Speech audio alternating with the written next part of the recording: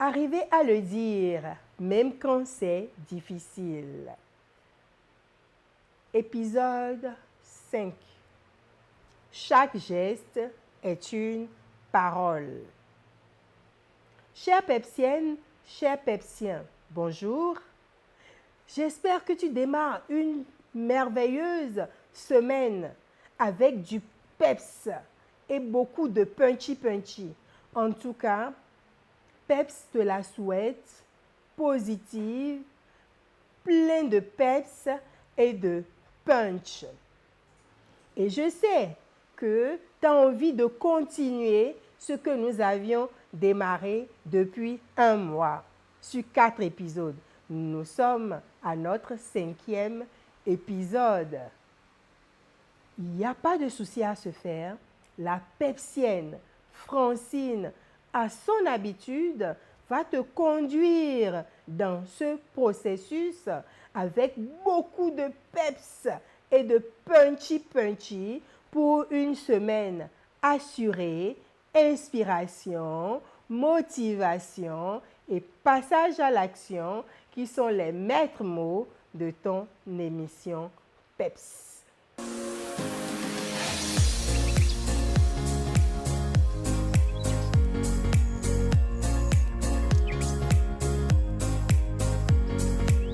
L'objectif de PEPS au travers de cet 5e épisode est de t'amener à comprendre que la gestuelle compte pour 55%.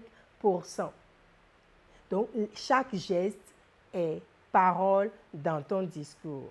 Lorsque vous parlez à des amis ou à des collègues, vos mains et vos bras s'agitent, vous vous déplacez, vous les regardez dans les yeux et les expressions de votre visage ne cessent de changer. On est d'accord? Tous ces mouvements constituent ce qu'on appelle le langage corporel. Le langage corporel est tout aussi important dans un discours public qu'il est dans vos conversations en privé. Imaginez un orateur, ou bien même moi, devant vous, sans geste, en train de vous parler. Vous allez vous poser des questions.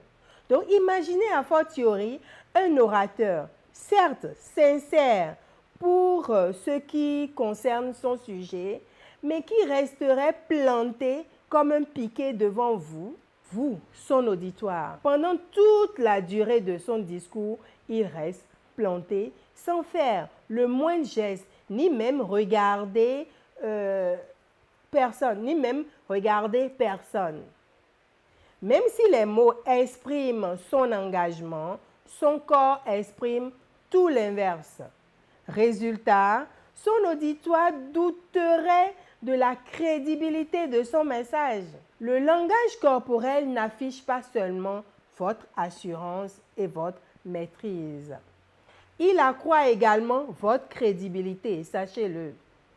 Illustre et accentue tel ou tel point de votre discours et vous aide même à évacuer toute éventualité de nervosité. Nous allons passer en revue les différents aspects du langage corporel qui sont l'attitude ou posture, les mouvements, les gestes, les expressions du visage et le contact visuel.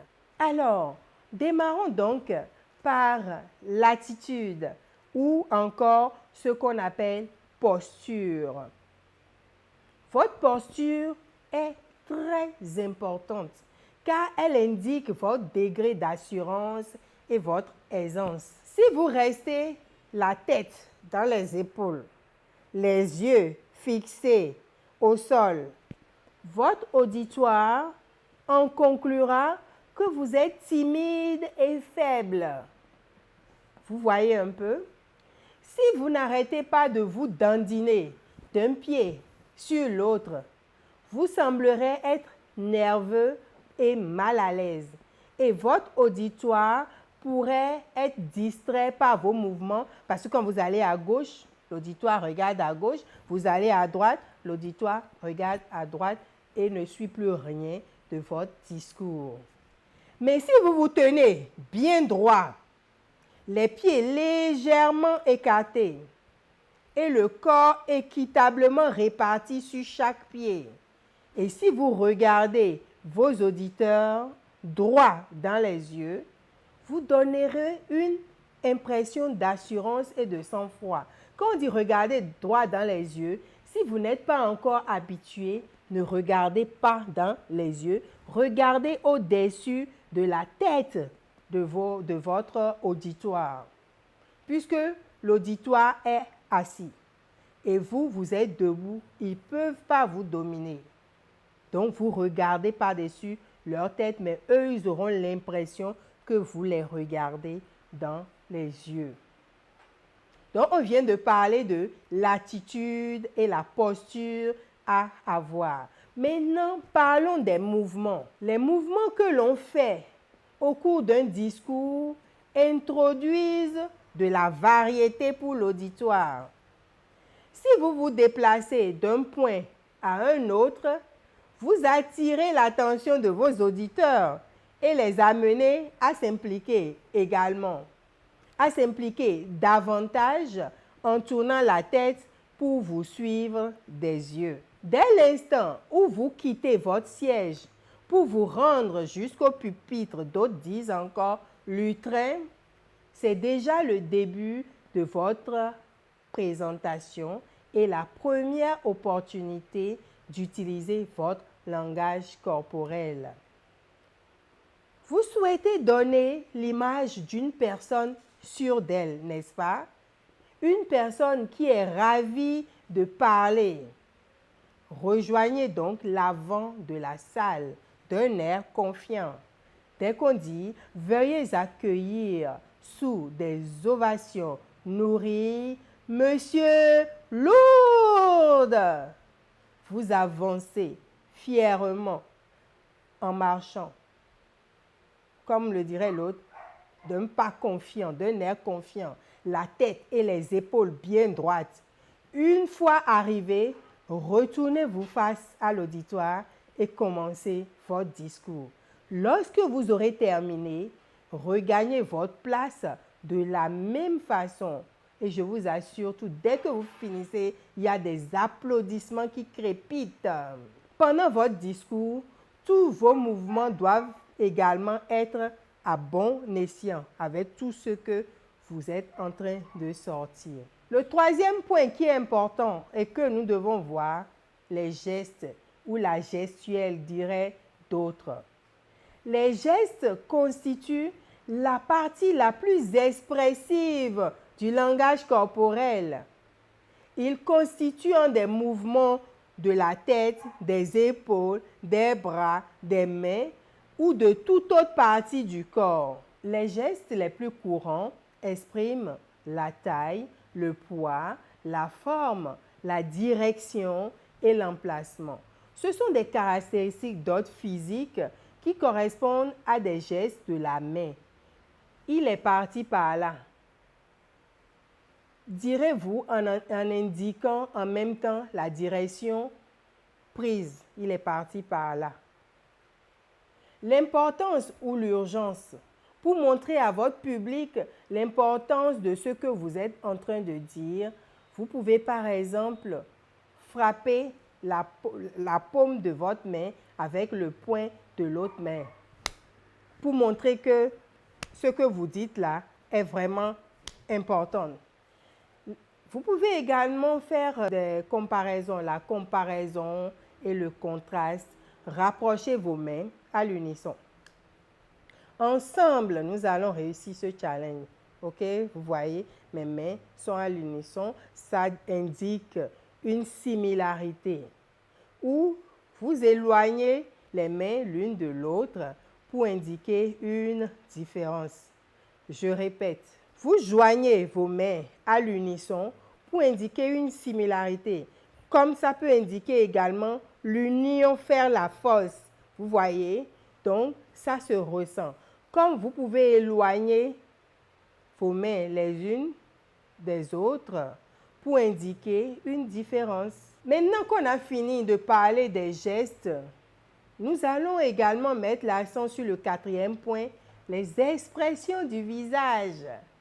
Votre visage également parle.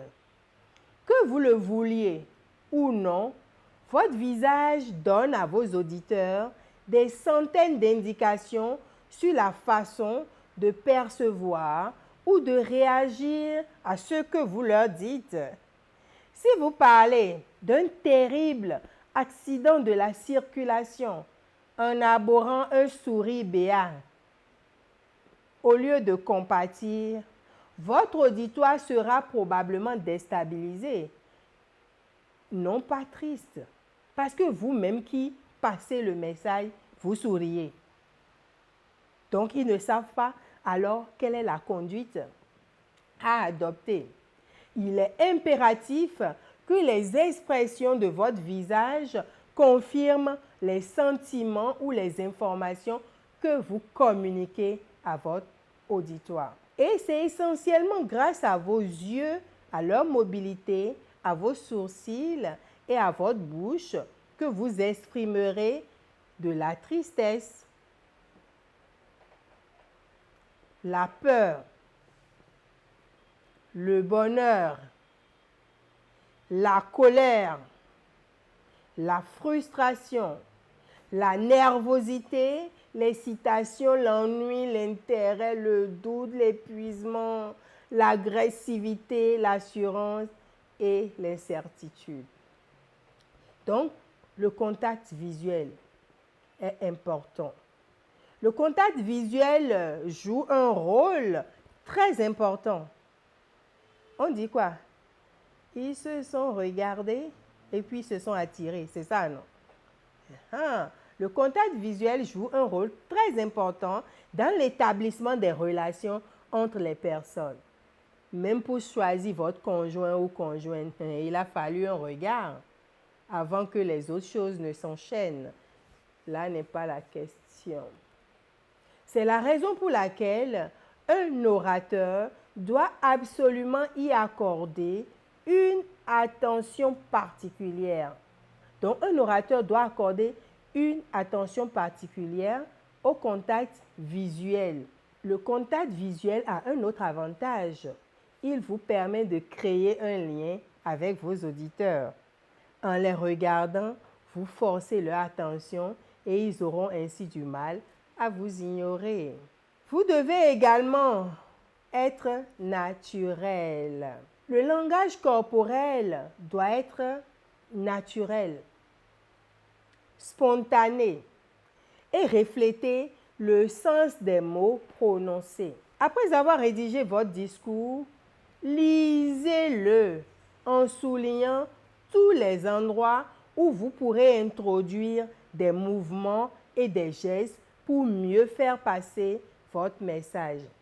Si vous le pouvez, utilisez une caméra vidéo pendant vos répétitions pour vous aider à améliorer votre gestuelle. Vous pouvez également vous entraîner devant un miroir. Cela peut se faire. Chère Pepsienne, chers Pepsiens, tu en as appris beaucoup. Si cette vidéo t'a vraiment plu, si cet 5e épisode t'a plu, il te reste à faire quoi? À t'abonner. En faisant quoi? Dès que tu cliques sur le lien de la vidéo et que la vidéo démarre, en bas de la vidéo, tu verras s'abonner. Clique là-dessus. Tu peux cliquer sur également la cloche de notification qui te permet à chaque fois que Peps mettra en ligne une vidéo d'être rapidement informé. Mais ce n'est pas tout. N'oublie surtout pas de pouvoir liker. L'un n'empêche pas l'autre. Tu likes, tu partages à tes amis pour qu'ils sachent qu'il y a de belles choses qui se font sur Peps. Et tu commentes les bonnes choses. ont toujours une fin, n'est-ce pas? Nous sommes ainsi au terme de cet épisode 5. Et n'oublie pas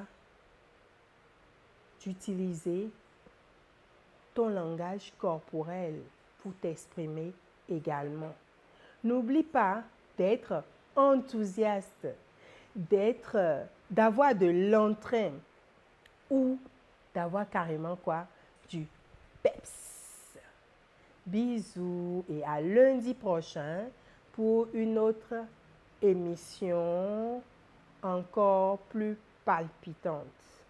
N'oublie pas de t'abonner, sinon tu risques de louper le reste des émissions. À lundi!